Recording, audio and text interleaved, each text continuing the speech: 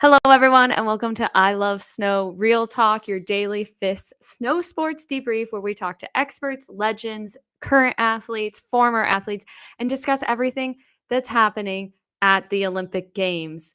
I'm a two-time U.S. Paralympian, soon to go to my third Paralympics in cross-country skiing, and I'm excited to bring you this show along FIS. So we're going to get into everything that occurred today on the first day of the Olympics. We have opening ceremony tonight.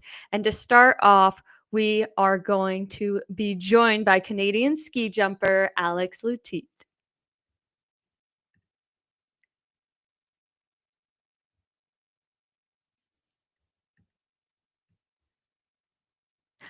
Alex!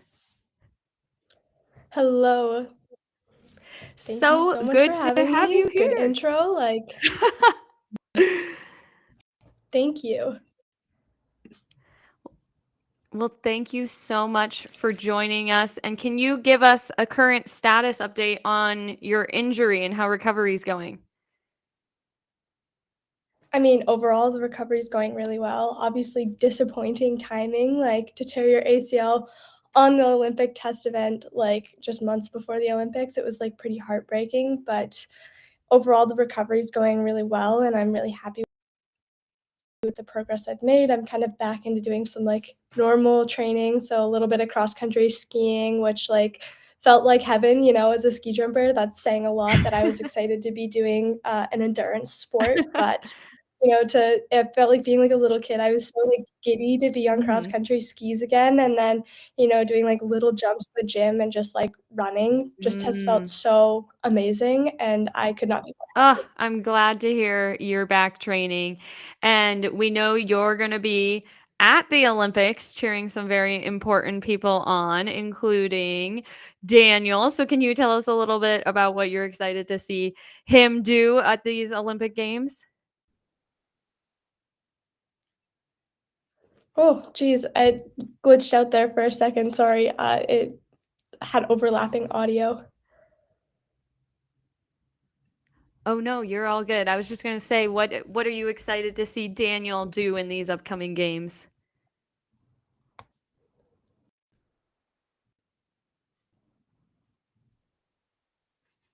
I'm not sure what's going on with the audio. Oh, weird. Can you hear me now? Test, test.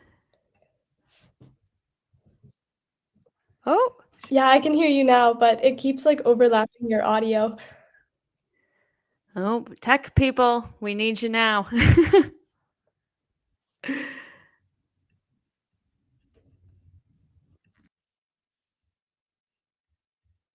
Okay. How's this, Alex?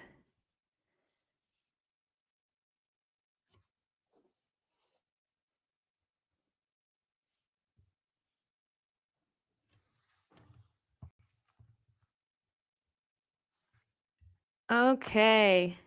We see some lovely videos of Alex hugging her best friend Abby when they were in Predazzo last year.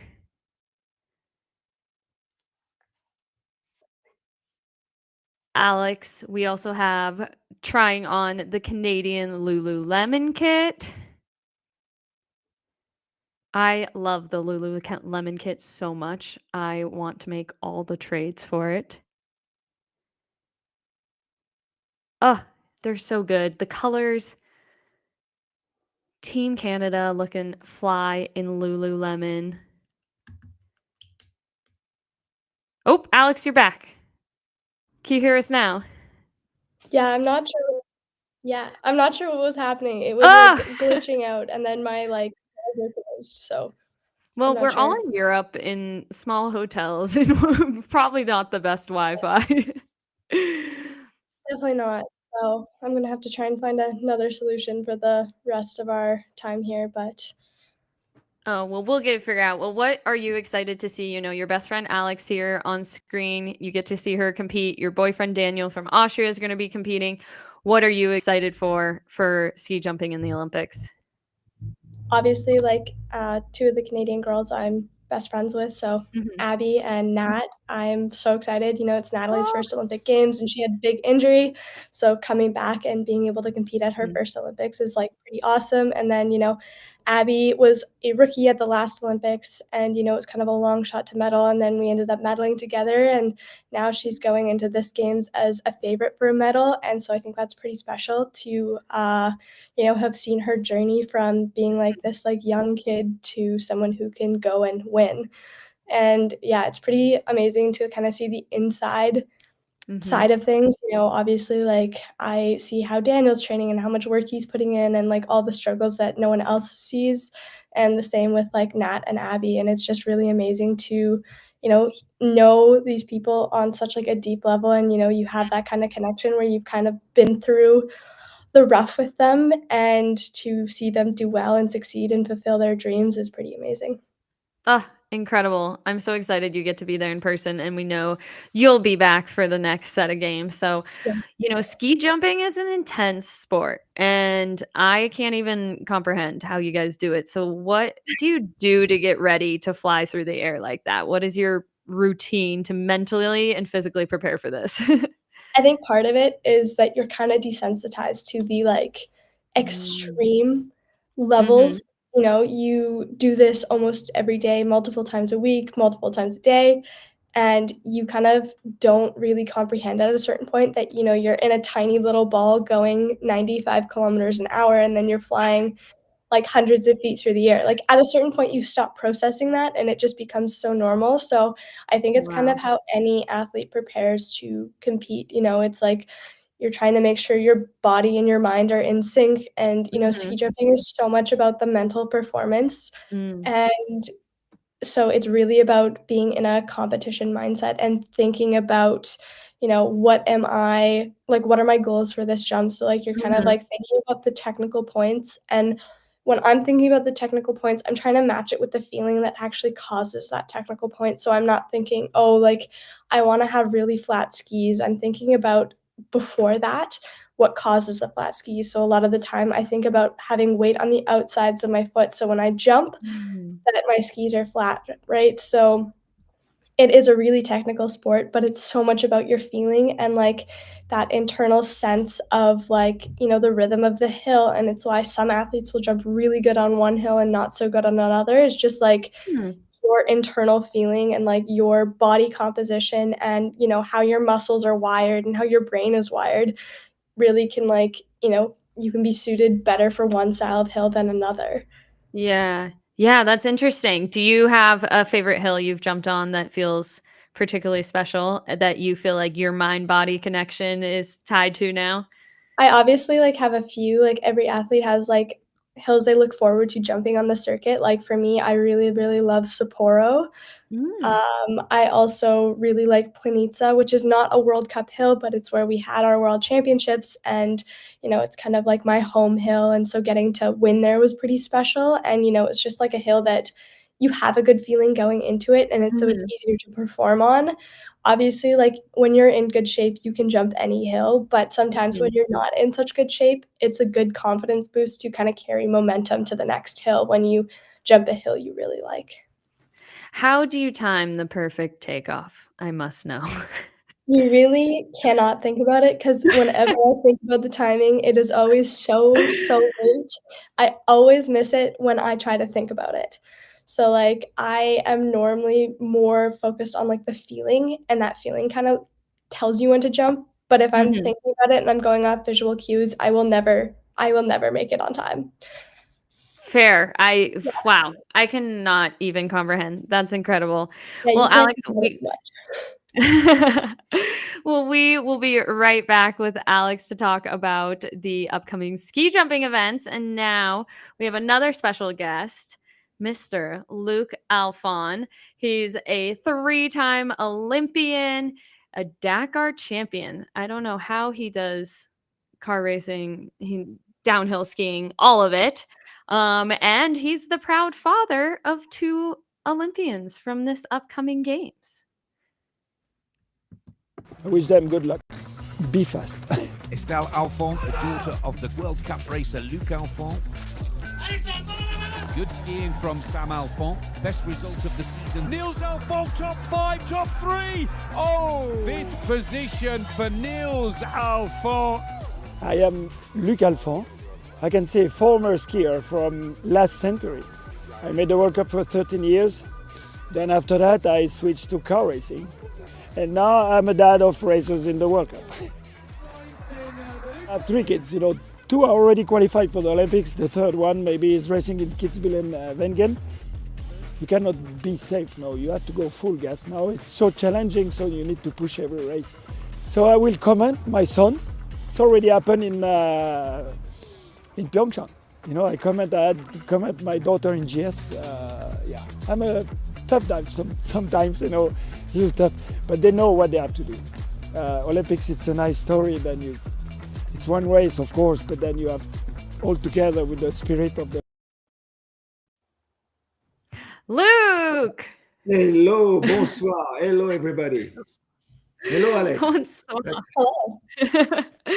Well, that was a fun video to get to know you a little bit and a bit about your kids as well who are racing on the World Cup. So where are you calling in from right now? I assume you're ready Look at the that, Olympics. look at that behind me. It's part of history. I'm in the hotel in Borneo because, we're here since 2 days to see the training, and then we have the downhill tomorrow already. And I have in front of me pictures of Peekaboo Street, of Spela right now, of Maria Rich. Even Ingemar Stenmark is behind me. So some, I think trophies from the ski club at the time. So, but it's Oh my gosh. it's good to find every places, in Italy, everywhere, Switzerland, Austria, and you find places like that, charged with history of ski racing. And that's super nice to be here.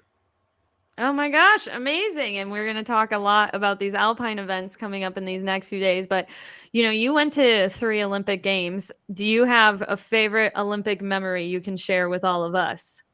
I have some good memories. I started, Alex was not even born at the time. I was starting in 88 in Calgary Olympics. That was my first ones. And then I've done Albertville and then Lillehammer. After that, that was the year they changed the year from the Summer Olympics. So from 92, we made 92, and then after 94 in Lillehammer. And it's always a good souvenir because you feel more part of a team because it's only 4 athletes at the time were qualified. It's even harder now because the quotas were totally changed in alpine skiing this year. And then it was for France, for example, for the men, we have only 7 spots, and it was a nightmare to do the selection to be here at the Olympics. So it was really tough. But I have a memory from the downhill in Calgary. It was in Nakishka.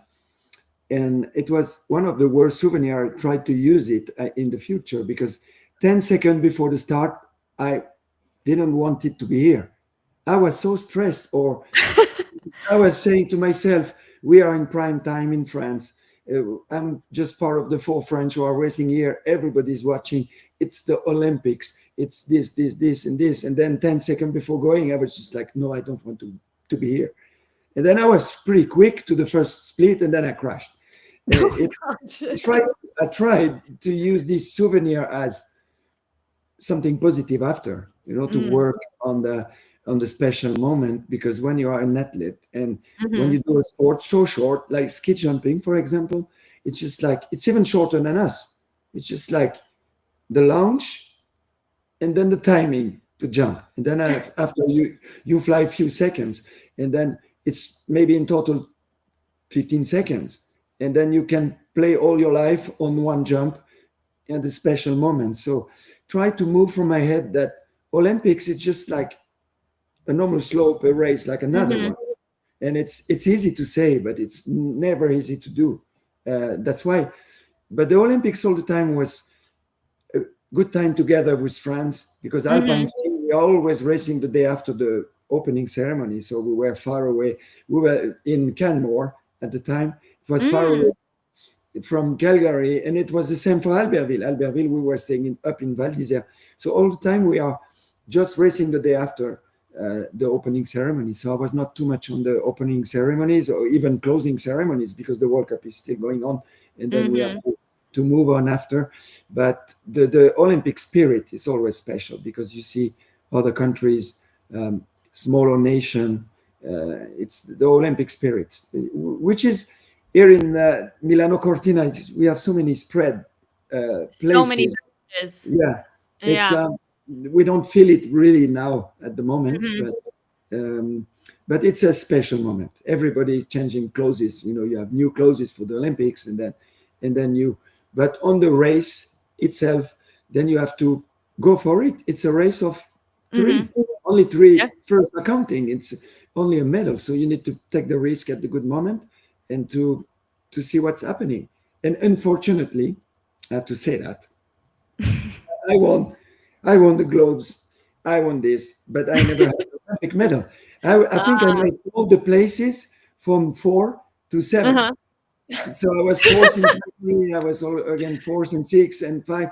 It's Mhm. super hard to be ready on the D-Day, Mhm. especially outside sports with the weather, with the sports conditions, and Yep. it's so hard. But it was some bad souvenir, but never.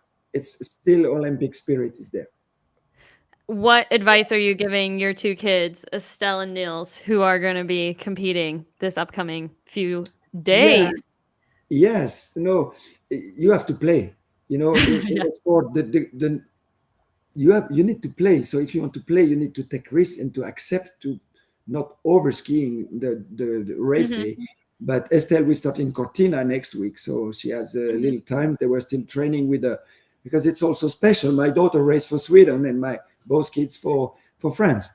And but Nils is racing tomorrow, and he had a really bad start because he crashed on the first day. So he Ah, bruised, he yes. bruised his hand and the thumb and broke the small finger. So he's racing with the tape. He had to Oh, race both no. training days yesterday and today. He's injured, so he will race injured. But that's a life of a downhiller. And unfortunately, that's not the best condition No. to race Not an tomorrow. ideal But start. no, but he's a fighter. My Yeah. son is enjoying the risk. So that's the problem because we can see that. Watch this video. It was in My Belgium three father weeks told me ago. not to ski. Yeah, How I and he skied. was on the net for a few meters and then almost stopped. Oh But my gosh. Wow. Wait, we but have a sorry. After that, he crashed in yeah. Kitzbühel. He crashed in Cromontana last weekend, and he Oh, crashed here. no. So it's not. That's the He's having a not lot the of best crashes. mental preparation to do a perfect race tomorrow.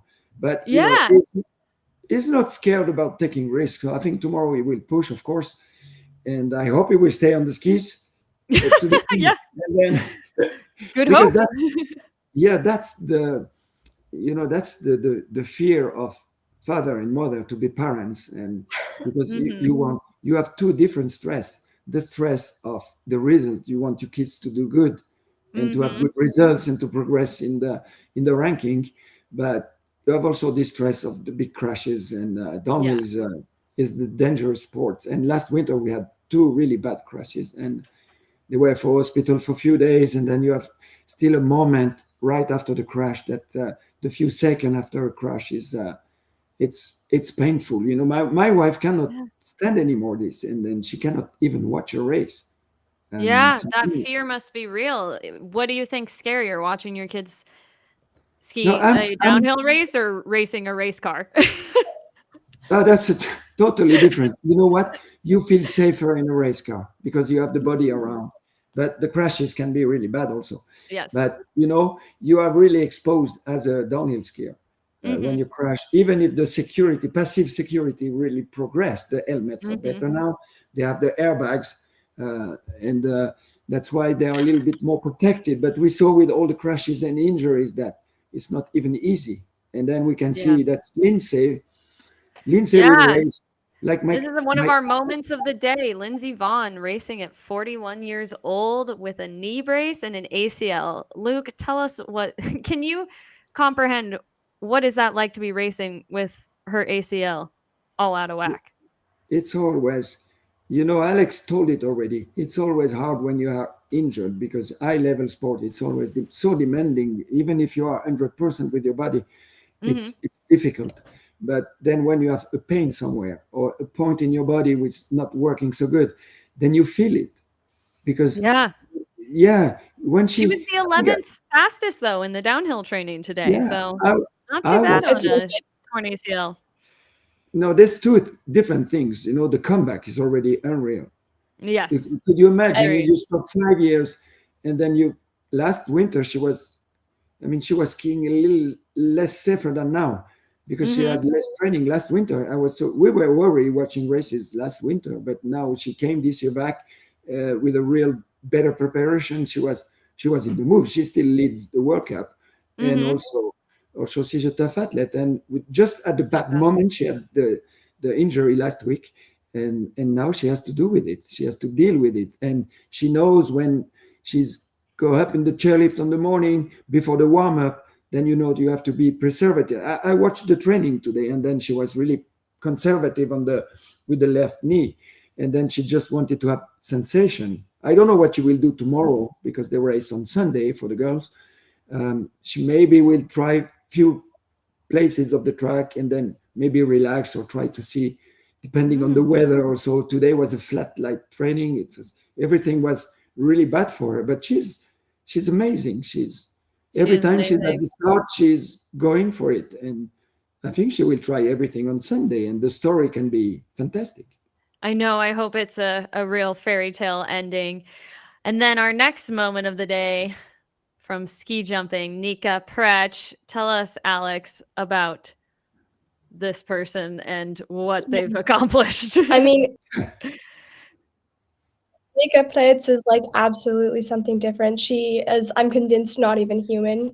She is got such clean technique that it's just like it's mesmerizing to watch her jumping. She's the world record holder for women, and Mhm. her brother's actually the men's world record holder, and both of them are leading the overall race right now. So both the Prevc siblings that are just absolutely amazing. And yeah, Nika's jumps in the training today were also unreal. Like I think her farthest jump today was 108, which is the farthest 108. anyone has gone on that hill to Oh, date. wow.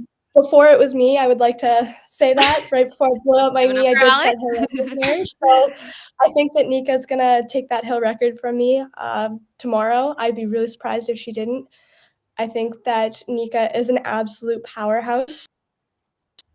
So I think she'll be able to kind of rise to the occasion. And yeah, I mean, like if you watch her flying, it's just so simple and so clean. And honestly, in ski jumping, the more simple you can be, the better you're going to Mm. do.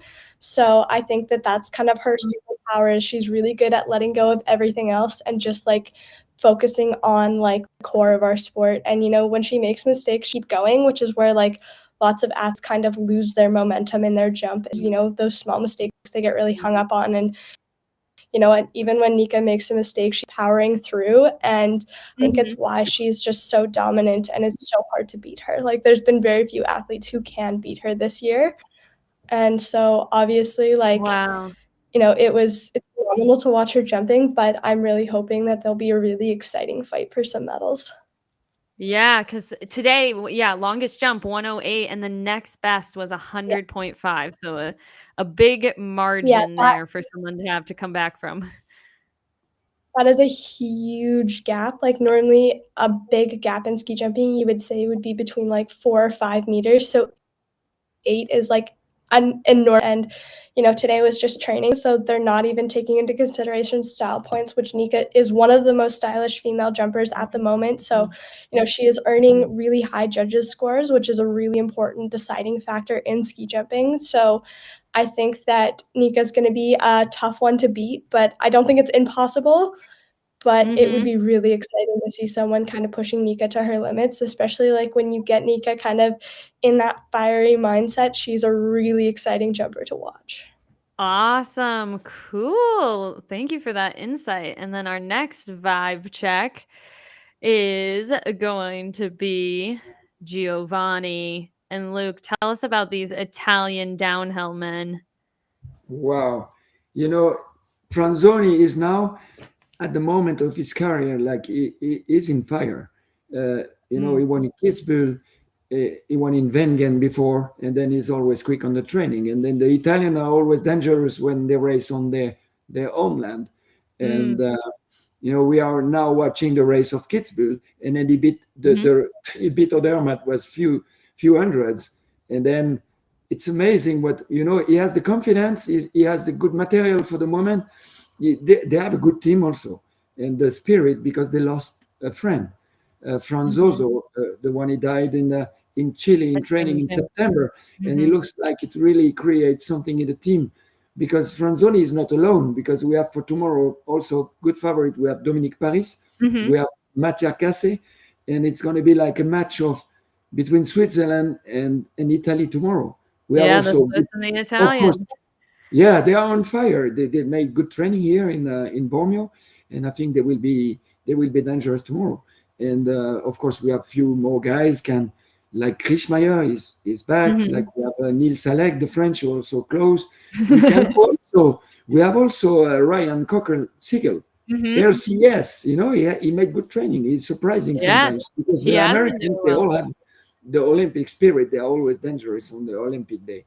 It is the big dance. And one of our favorite parts of the Olympics is obviously the fashion and the outfits that have come so far. So let's check out and see your guys' opinions on these nations like Canada, Lululemon.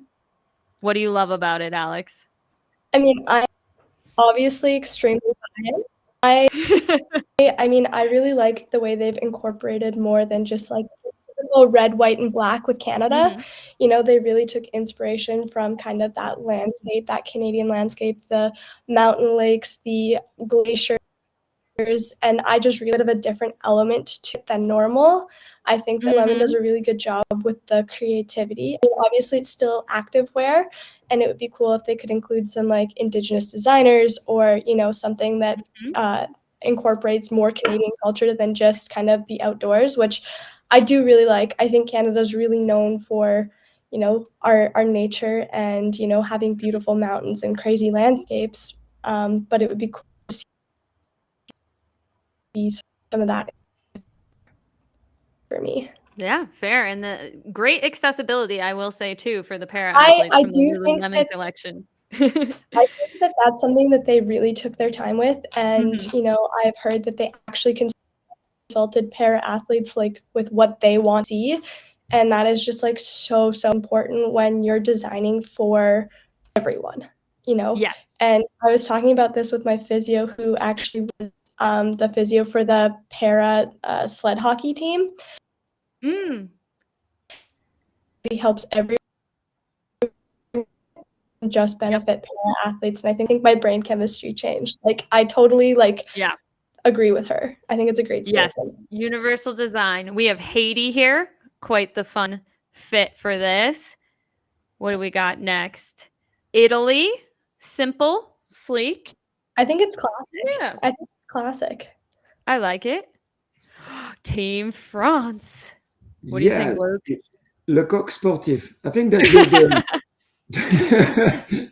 no, the sports side is really cool. I mean, the colors are surprising sometimes. I'm not sure that the skiing stuff are so really technical, but I mean they look nice, and then it's part of the. I don't know if the French fashion is there, but the Sportif is a nice brand, like Lululemon. When you wear something, then you feel comfortable and easy. Yes. So that's sometimes the most important. I like it. I like the blue. Yeah. And then we saved the best for last, obviously.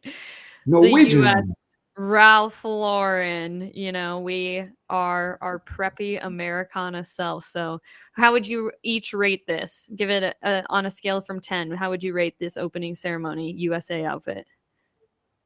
I can put 8 because I think it's like with a Norwegian inspiration, but it's classic. It's winter, and then it fits to the moment. So it looks really great. I agree. The only thing is they do the same thing or really similar things every year. I would like to see like a little bit of a difference. I do like the merging of both designer and athleisure. I think that that's one thing that the US does really well. They kind of combine all the elements, and I mean like become more and more fashion forward, and I think it's really cool to see. And I think that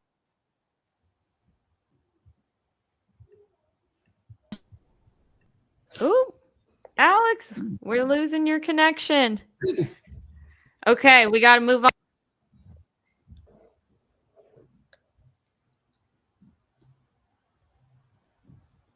I lost my. Oh, there we go. We got to Yeah. head over to what we're watching tomorrow as we look towards the next day of the Olympic Games. We have some exciting things coming up. Obviously, alpine skiing men, including your son, Luke, tomorrow in the downhill. We have the first cross country competitions, as well as the women ski jumping. And who are athletes to watch in these? Let's start with downhill men. All right, who's your money on, Luke? If you had to pick one today. I will go. I mean, we can play a little bit. I can put like Von Almen. And Leslie, hey, Alex, you will be happy. It's a Red Bull family, so that's okay. That's cool. So Von Almen in front of Franzoni, and Okay. third Odermatt.